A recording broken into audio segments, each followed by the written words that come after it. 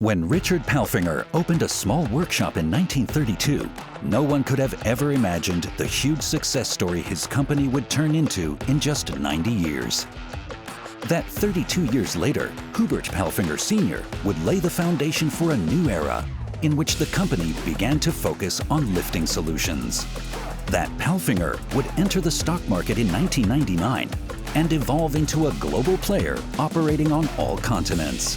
Or that we would eventually build our own experience center, the Palfinger World, in 2017.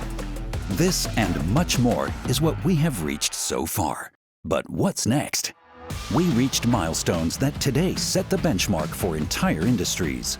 But the world continues to face major challenges: digitalization, globalization, social change, and sustainability. All essential issues we are responding to proactively and with foresight. No hurdle is too high, no goal is too far to reach. Our relentless pioneering spirit has lifted us to unimagined heights. Deeply rooted in our values, it has enabled us to reach anything. Together, as one team, as one Palfinger, celebrating the future since 1932.